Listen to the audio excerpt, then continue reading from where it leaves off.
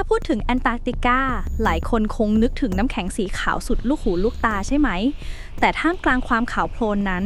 มีบางสิ่งที่ดูไม่เข้าพวกเอาซะเลย ลองนึกภาพน้ำตกสีแดงสดไหลออกมาจากทานน้ำแข็งมันดูคล้ายเลือดมากจนถูกขนานนามว่าน้ำแข็งเลือดหรือ blood falls เรื่องนี้ถูกค้นพบครั้งแรกในปี 1911 โดยนักธรณีวิทยาชาวออสเตรเลียชื่อกริฟฟิธ เทย์เลอร์ตอนนั้นเขากับทีมถึงกับงงว่านี่มันเลือดสัตว์หรือเปล่าแต่พอสำรวจละเอียดก็ไม่พบซากสัตว์ไม่เจอหลักฐานอะไรที่อธิบายได้ความสงสัยจึงยิ่งทวีคูณหลายคนคาดว่าอาจเกิดจากสาหร่ายสีแดงที่เปลี่ยนน้ำให้เป็นสีเลือดฟังดูสมเหตุสมผลนะแต่การตรวจสอบกลับไม่พบ DNA ของสาหร่ายเลยต่อมานักวิทยาศาสตร์เสนอว่านี่คือน้ำเกลือที่มีธาตุเหล็กสูงพอโดนอากาศก็เกิดสนิมเลยเป็นสีแดงเข้มแต่ปริศนาก็ยังไม่หมดเพราะคำถามใหญ่คือน้ำเกลือแบบนี้อยู่ได้ยังไงในพื้นที่ที่หนาวติดลบโหดขนาดนั้นจนกระทั่งทีมวิจัยใช้เรดาร์สแกนก็พบว่ามีเครือข่ายน้ำเกลือโบราณ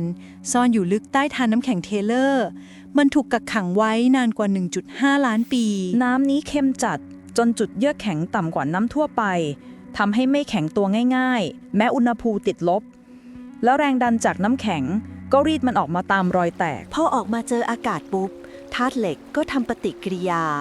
เป็นสีแดงเข้มกลายเป็นภาพที่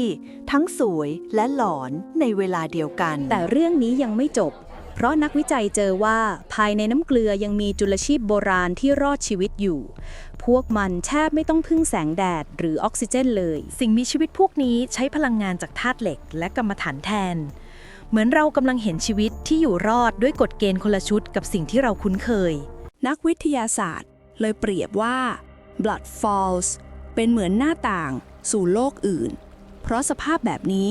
คล้ายกับสิ่งที่อาจเจอบนดาวอังคารหรือดวงจันทร์น้ำแข็งถ้าชีวิตอยู่รอดได้ที่นี่มันก็ไม่ใช่เรื่องเพ้อฝันแล้วที่จะมีสิ่งมีชีวิตจิ๋วซ่อนอยู่บนดาวเคราะห์ดวงอื่นแต่แน่นอนปริศนายังไม่ถูกไขทั้งหมดระบบนี้ยังแอคทีฟมายาวนานเป็นล้านปีได้ยังไง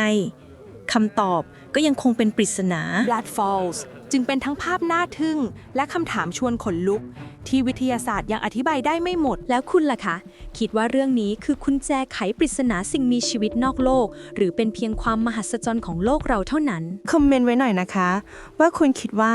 เรื่องน้ำแข็งเลือดนี้มันยังไงวะถ้าชอบเรื่องจริงที่ทั้งหลอนทั้งงงแต่เล่าแบบเพื่อนเล่าให้ฟังอย่าลืมกดติดตามไว้ด้วยนะเรื่องจริงที่ฟังแล้วต้องงงเรื่องนี้มันยังไงวะ